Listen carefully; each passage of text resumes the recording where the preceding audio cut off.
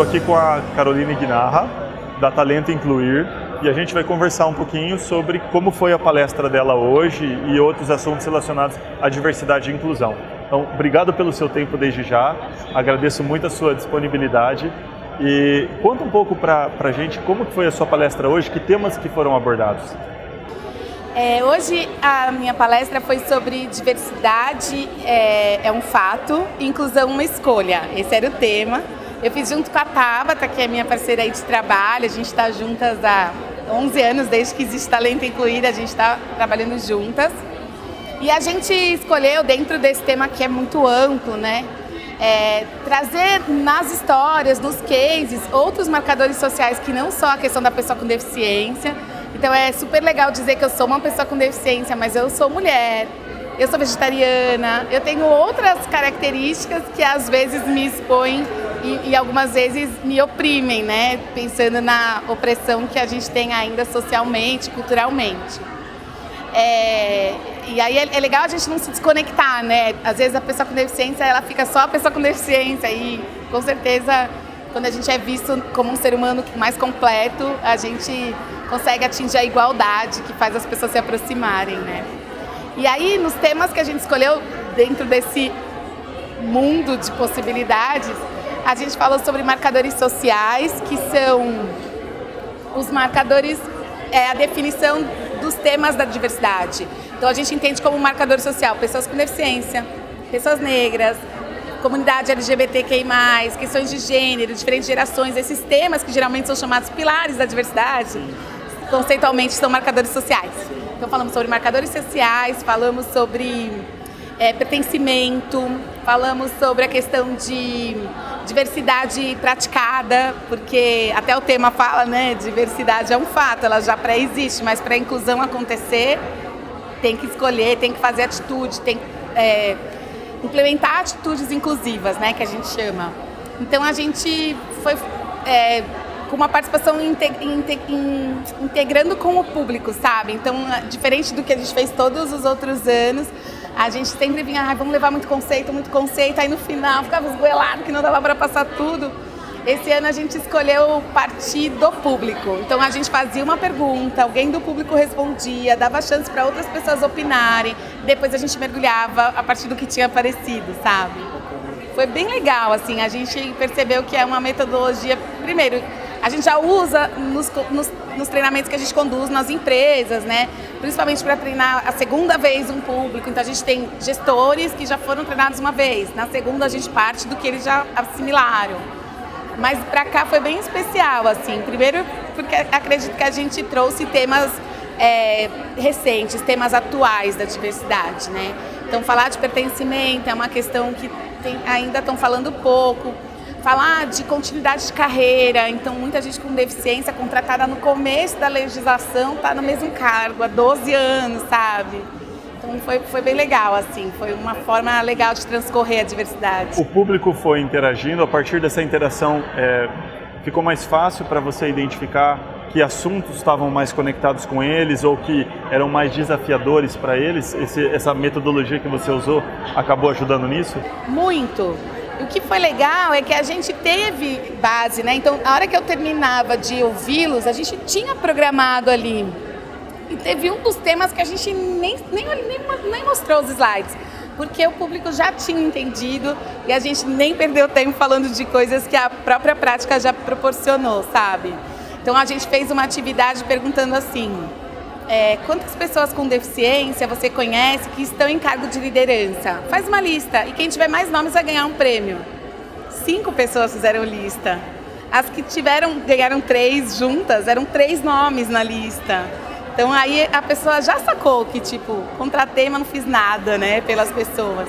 Então a gente não precisou ir lá mostrar indicadores, as pessoas se conectaram com a gente na própria atividade. E essa era a proposta, a gente vai aprofundar das 6 perguntas que a gente fez, naquela que a gente percebesse mais carência ali de conhecimento do público. Foi bacana. Bacana. Nesse sentido, quais dos temas você entende que precisa ser mais explorado? Acho que assim, diversidade e inclusão é um tema que inteiro tem que ser trabalhado. mas hoje o que você entende que são os pontos principais, ou que você abordou na sua palestra, ou que na experiência que você tem, na sua área de atuação, você entende que são os pontos principais que não podemos deixar de conversar? Nossa, foi tanta percepção, é bem legal você me fazer essas perguntas pós, porque eu nem tinha parado para pensar ainda, mas já tá vindo um monte de flashes para mim. Então, assim, a gente fez uma pergunta, quais ações de inclusão as empresas fazem? E aí só aparecia ação de conscientização ou de contratação. A gente divulga vaga nas redes sociais. A gente faz um painel para gestores falarem sobre o tema. Então, a gente indica que o programa estruturado ele precisa de 4 pilares. Então, um é conscientizar, que é a quebra da barreira atitudinal. O outro é a parte de contratar, que a gente chama de etapa de inclusão. A outra etapa, que é uma etapa de de barreiras, né, de quebra de barreiras, e que são, além da parte arquitetônica, a gente tem questões de comunicação que precisam ser quebradas, questões tecnológicas que precisam ser quebradas, nem falaram. E a outra etapa, que é a continuidade de carreira, não apareceu nada. E a gente percebe que tantas empresas que estavam ali não conseguiriam dar um exemplo de ação que promove a continuidade de carreira da pessoa com deficiência, né? Então, a gente com 2 ideias, tipo, pesquisa de acompanhamento e mentoria interna que você faz com seus recursos, né? Não precisa contratar ninguém, pega gestores que podem ser mentores das pessoas, seja com deficiência, seja pessoa negra, qualquer um que entrou por conta de uma consciência ou uma legislação de favorecer a diversidade, se entrou assim é porque estava em desvantagem. Se estava em desvantagem, precisa de ações para igualar, porque senão a corrida não é justa, né? Tá todo mundo lá dentro, mas partindo de pontos diferentes. E aí não é a pessoa que é escolhida para promoção, não é a pessoa que é escolhida, enfim. Então essa é uma questão que chama muita atenção. As empresas ainda muito engessadas em ações de contratação e conscientizar e parou aí. E um outro ponto que chamou bastante atenção, a gente fez uma atividade que já é até bastante conhecida, que chama Jogo do Privilégio. E a gente falou de privilégios. E aí, quando a gente pediu para o público, a primeira era uma menina, ela que foi a voluntária da pergunta, e ela é uma garota, assim, ela deve ter 18 anos. Ela está aqui porque o pai dela é desse mundo e ela veio para aproveitar o curso. E ela falou assim, nossa, eu entrei na faculdade de medicina e eu só estudei em escolas particulares. E lá eu só fiz amizade com gente que estudou em escola pública. E ela acho que é de Fortaleza, é do Nordeste. Ela falou assim, aí eu fui ver meus privilégios. Aí eu entendi a questão do privilégio. O depoimento dela foi lindo. E a ação dela era chamar mais 2 pessoas na plateia para também participarem. Ela chamou um rapaz mais sênior, assim, mais de 50 anos, e uma pessoa negra, uma mulher negra. E aí os depoimentos foram incríveis. Aí quando a gente fez o jogo, cada um jogava no seu papelzinho, e eles 3 toparam fazer andando. Foi nítido, assim, a pessoa negra ficou lá atrás, o homem hétero, branco, mais velho, mais sênior ficou lá na frente. E a garota foi na frente também, porque ela de fato teve muitos privilégios, mas não andou tanto como o homem hétero, né? E não foi combinado, isso que é demais, né? A magia da sala de treinamento, as coisas acontecem que a gente fala, ainda bem que a gente arriscou. Mas foi muito legal, e isso também chamou a atenção, assim, a falta de consciência de privilégios, né? A gente, enquanto não entender que fazer ações afirmativas é justo, porque a gente ainda ouve muita gente falar assim, mas dá pra tratar igual? Gente, se fosse igual, não tinha lei de cotas. Se fosse igual, a gente teria 56% desse congresso de pessoas negras.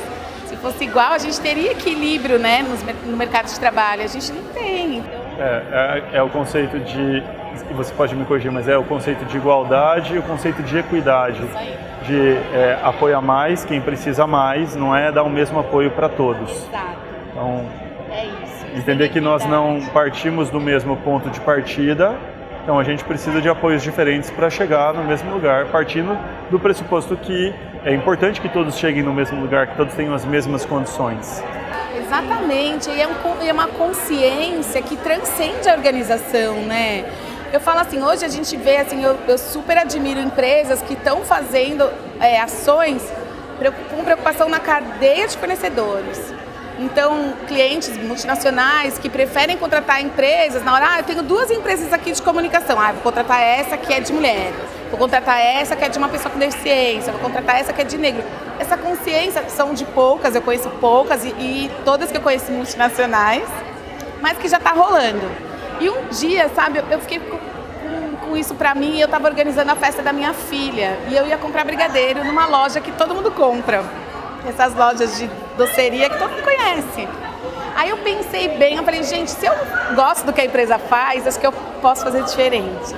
E aí eu comprei de um garoto que chama Gabriel, hoje ele tem uma empresa que chama Downlícia, ele tem síndrome de Down, e a Downlícia vende brigadeiros, enfim, ele é brigadeiro gourmet, e hoje faz eventos nas empresas, mas assim, eu fiquei pensando, cara, é uma atitude tão pequena, né, mas que se todas as pessoas pensassem assim, a gente teria aquela questão da desigualdade social, né? A gente teria um equilíbrio social. Exatamente. Até chegar no equilíbrio tem uma jornada longa, mas a gente vai trabalhando para diminuir a desigualdade e aumentar a riqueza para todos, a distribuição de riqueza, o acesso a tudo isso. Nesse contexto, nesses trabalhos que você faz, que a sua empresa faz no dia a dia, como que você vê a importância do papel da liderança, ou das lideranças, nesse processo de trabalhar diversidade e inclusão? Eu vejo assim, as empresas, elas, obrigadas inicialmente, algumas conseguiram perceber os ganhos, né? Existem inúmeras possibilidades de convencer a organização. Aqui de fato trouxe resultado, foi a obrigação legal. Então a cota obrigou empresas e eu entendo que a inclusão da pessoa com deficiência abriu espaço para outras temáticas. Até porque cutucou aquele que por uma outra questão se sente discriminado, mas que não é privilegiado por lei, né? Então eu vejo que as empresas que acordaram já estão conseguindo colher frutos disso, sabe? E aqueles frutos do ganho mesmo, que a gente vê um monte de pesquisa falando, empresas que investem em diversidade são 35% mais rentáveis, e a gente vê que os ganhos acontecem de fato. Acontecem pela criação, pela inovação, pelo comercial que é feito, porque aí eu gosto bastante de dar exemplo das marcas que a gente atende, tudo bem? Tudo bem? Então, a gente atende o Boticário e aí, assim, eu já super admirava, porque o Boticário, todas as campanhas de datas especiais, eles fazem comercial. E eles têm priorizado aí nos últimos 2 anos protagonizar pessoas da diversidade. Então, ou é uma pessoa negra em destaque, né? E o último Natal, eles fizeram de um garoto surdo no coral da escola. Eu amava aquela propaganda, e a gente até mostra nos nossos treinamentos, até porque quando a gente vai para o comercial, é porque mudou a forma que a sociedade vê a gente. Já entende a gente como consumidor e que o trabalho tem tudo a ver com isso. Mas enfim, aí eu fui atender o Boticário depois disso e aí eles me contaram que isso aconteceu por uma consciência de convivência. Eles têm um surdo trabalhando na área de marketing e foi um menino surdo que começou a abrir a consciência para todas as temáticas até ele conquistar o surdo no comercial, né? Então, pô, isso é maravilhoso, sabe? A gente vê e quanto que indiretamente o Boticário lucrou com isso. Porque tem muita gente surda que passou a consumir, muitos amigos de surdos, os intérpretes, outras deficiências que falaram que legal. Então, assim, é isso, é mercado, é para todo mundo ganhar e todo mundo se sentir representado, né? E aí os líderes podem facilitar ou atrapalhar esse processo? O que é o líder tem tudo a ver com isso. A gente fala que de todas as responsabilidades a gente fala que a inclusão, né, dentro da organização é uma responsabilidade compartilhada, né? Não pode ser apenas o RH e tampouco a área de diversidade, tampouco o recrutamento e seleção, porque às vezes a gente chega lá só recrutamento e seleção que é o responsável, né? Enfim, mas a pessoa com deficiência é a primeira. A gente fala que quem protagoniza é a pessoa do marcador social, porque se ela também não tiver atitude despertada, a gente também não consegue avançar. Agora, para isso, a gente precisa que as empresas comecem a investir no desenvolvimento das pessoas, ou antes do trabalho, ou durante o trabalho, e focar no desenvolvimento de comportamento, porque o técnico a gente corre atrás a partir do momento que percebe. E os gestores são o segundo da lista, assim, porque no dia a dia quem desenvolve mesmo é o gestor, né? Todo mundo teve um super gestor na vida. Eu devo a minha história profissional à minha gestora. Quando eu fiquei cadeirante, no contexto da parte, né? Faz 18 anos. Eu sou educadora física, trabalhava como professora de ginástica laboral. Então já tinha esse contato com as empresas, já conhecia a BTD, já trabalhava nessa área, mas eu não imaginava assim trabalhar depois do acidente. Eu falei, cara, cada dia eu tô em 2, 3 lugares, sabe? Transporte público na cidade de São Paulo. Eu me achei inválida inicialmente. Mas a minha gestora, 3 meses depois do acidente, bateu na porta da minha casa e me convidou para voltar para o trabalho. Isso foi incrível, assim, ela enxergar potencial em mim antes de eu mesma enxergar e abrir mesmo, né, a porta da empresa dela, dos clientes dela. E assim, a gente não pedia permissão, a professora que vai aí amanhã é cadeirante, olha, a professora Carol vai dar aula aí amanhã, eu ia dar aula e aí a empresa ficava assim, no começo era bom, porque a gente diz que o chamar a atenção é inevitável. E o problema da ginástica laboral é a frequência, né? Se você não tem aluno, corta um programa. Então toda vez que a empresa estava caindo, era eu que ia. Porque aí eu chamava a atenção do público, o público, sei lá, era por dó, me trazia, iam para minha aula e aí eu levantava ali a participação. E a gente usou a favor, sabe? Ela foi muito sábia. Se não fosse ela na minha vida, talvez eu não estaria aqui contando essa história para você, não teria conquistado a talento. E assim, o resultado do meu trabalho, a gente já pôs mais de 6.500 pessoas com deficiência no mercado de trabalho. Então assim, o gestor, ele é tudo na vida de qualquer um. E na vida da pessoa com deficiência, assim, ele entender que às vezes ele vai ser o pai e a mãe que a pessoa com deficiência não teve. Não teve porque pai paternalizou, não teve porque foi abandonada. E aí tem todas as histórias de segregação, que cada um vai ter a sua. E um bom líder sabe fazer o seu papel, né? Que bacana. O que você pode compartilhar com as pessoas? O que poderiam ser boas práticas de inclusão para que as empresas, as pessoas que estão vendo esse vídeo, que trabalham em alguma empresa, que percebe a importância disso, que queira fazer algo diferente, a gente tem a preocupação na nossa empresa e com os nossos clientes que muitos até querem, mas estão ainda descobrindo formas de fazer isso. Então, que boas práticas você poderia compartilhar relacionadas à inclusão? Essa pergunta é bem legal e era uma das perguntas do nosso projeto lá, da nossa palestra, que até eu comentei já aqui, que a gente perguntou o que as empresas fazem. E aí, como conteúdo de aprofundamento, a gente levou 4 ações que são comuns nas empresas que têm programas de inclusão sustentável. Então, assim, o que a gente tem como um programa sustentável? Aquele que sai a pessoa que lidera ali a diversidade e o programa continua. Então, não é um programa na mão de um profissional, né? É um programa que está, de fato, corporativo. E aí a gente vê 4 ações comuns. A primeira é que a cultura, ela só vai disseminar se for top-down. Não adianta ficar fazendo esforços de dentro para fora. Se a gente não cascatear, e para qualquer mudança cultural, a gente precisa que venha de cima, né? Então, o programa top-down tem que envolver a alta liderança. A alta liderança tem papel no programa de inclusão. Às vezes tem que mexer em meta para conseguir contratação. Às vezes tem que mexer em benefício. Às vezes tem que olhar. Ela tem que olhar para o negócio e tem ação, não é só fazer um discurso. O outro ponto que a gente precisa fazer num programa sustentável é fazer o acompanhamento das pessoas contratadas. E esse acompanhamento, ele não pode ser informal. No café, eu sei que tá tudo bem, as pessoas com deficiência me procuram. E geralmente é uma pessoa que acaba falando com todas as pessoas com deficiência e aquele conhecimento está guardado com aquela pessoa. Ela não protocola, sabe? E o que a gente diz é pesquisa formal, que vai trazer indicadores. Pesquisa que vai dizer o caminho das próximas ações, o que está faltando, o que é bom que a gente tem que repetir, sabe? Então, pesquisa. O outro ponto, grupo de afinidade, que são grupos de pilares, né, da diversidade, que de dentro para fora começa a promover ações. Então, não é o RH mandando ir para palestra, é o grupo de afinidade, que tem lideranças no grupo, que tem pessoas representativas do tema. Então, sabe quem trazer, sabe que assunto trazer, sabe o que passa lá, o que é necessário. O grupo de afinidade, assim, é o que mais consegue acelerar a cultura interna. E aí, por fim, eu falei do acompanhamento, do top-down. Por fim, é a conscientização constante. Conscientização de liderança é o mais comum. Gestores diretos são os que a gente mais faz. Toda hora a gente está lá. Toda hora a gente está falando com o gestor. Só que o gestor, ele precisa ser formado e não só envolvido. Então, formado para saber que é ele que acultura a equipe, ele que recebe a pessoa com deficiência, ou seja o gay, ou seja o negro, ou seja qualquer tema. Então, o gestor precisa de muita conscientização, mas o restante não pode ser esquecido. Se a pessoa com deficiência não estiver empoderada, nada adianta um gestor preparado.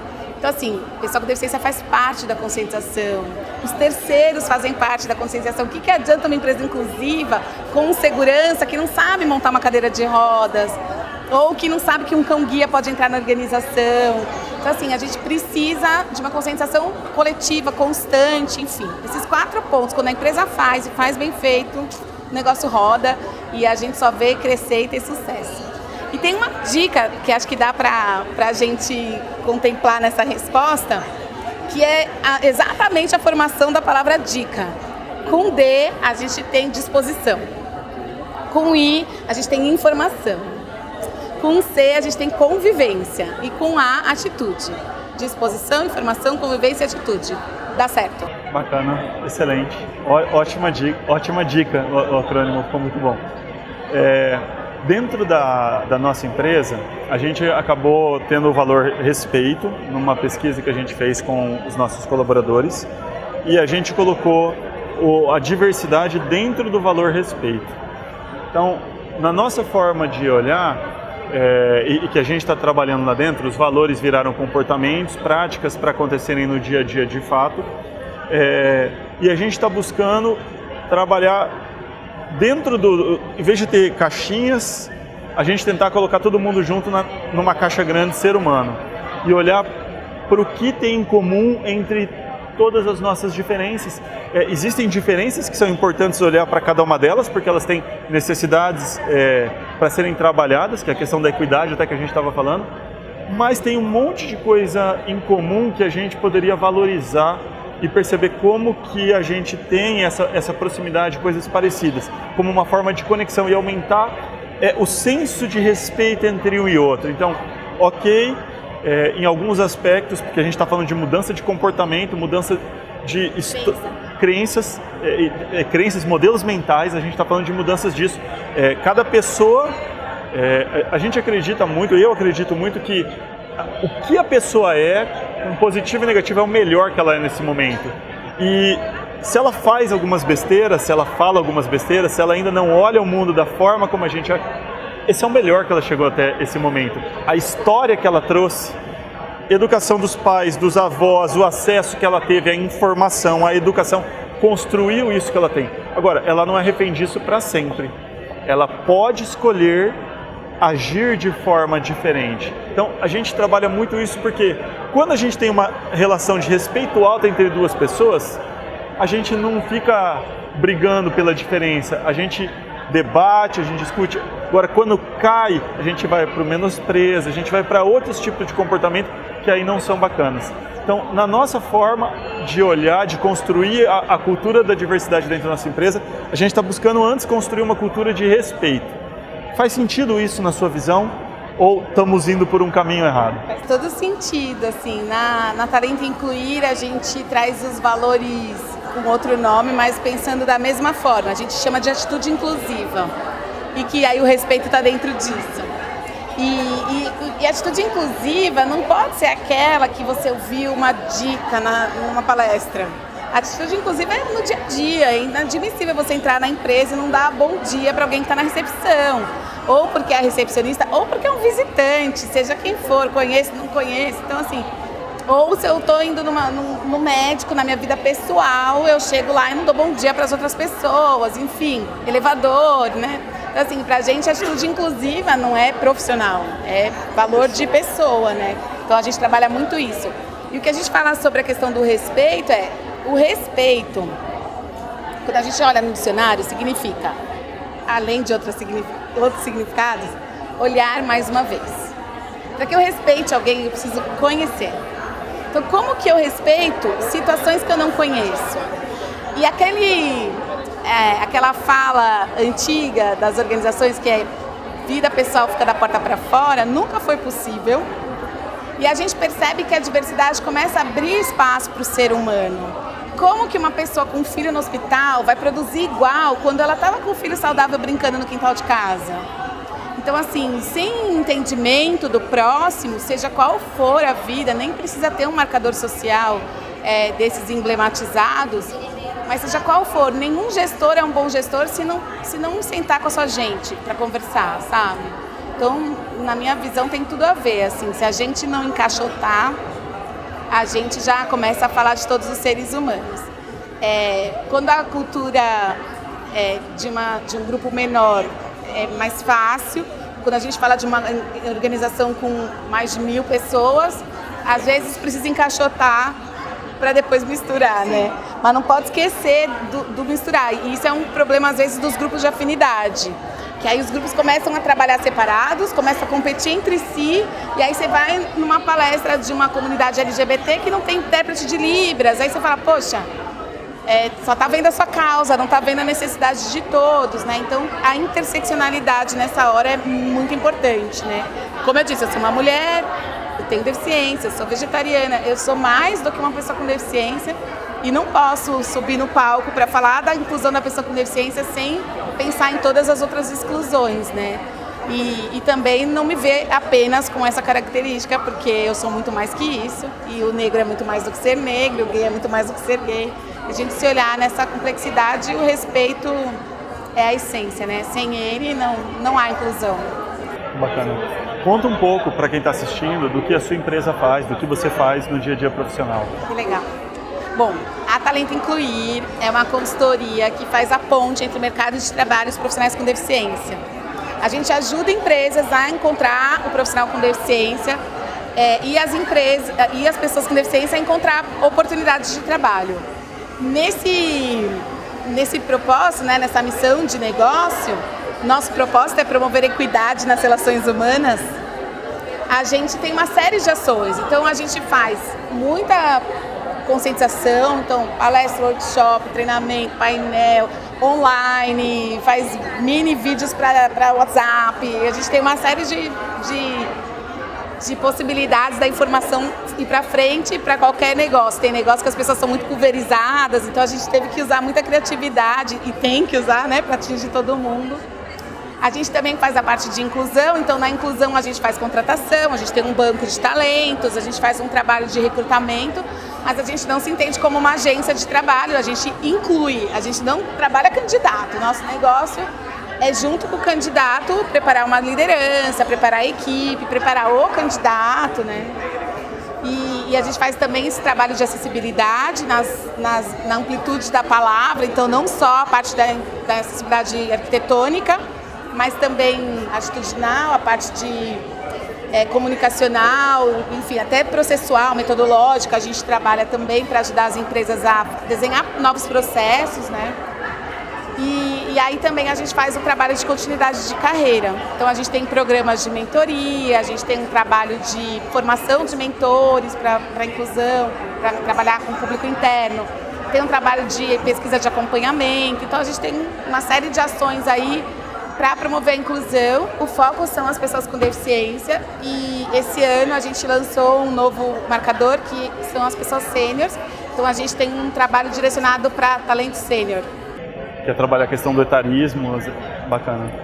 E é um modelo diferenciado, assim, que a gente vê muita empresa trabalhando com o sênior carente, né, com um profissional maduro que precisa de trabalho para pagar plano de saúde ou para ter plano de saúde. Não é esse o nosso negócio, não que não seja importante, sim, mas o que a gente vai fazer, o que a gente tem feito é como uma rede social. A gente está desenvolvendo uma tecnologia para as empresas pequenas e médias encontrarem profissionais maduros num valor acessível. Então a gente pega a gente que foi gestor, que foi diretor de grandes empresas, mas trabalharam a vida inteira no negócio só, não conhecem muito o mercado. E não sabe fazer um site, não sabe se colocar na rede social. Então a gente vai vender esses profissionais, a gente vende esses profissionais para pequenas e médias que às vezes não podem contratar uma consultoria, mas podem contratar um profissional para fazer um projeto, enfim. Que bacana. Parabéns. Tem alguma outra mensagem que você gostaria de deixar sobre o que você faz ou sobre esse assunto que a gente não tenha conversado? A gente conversou bastante, né? Mas se me dá minutos, eu falo. Enfim.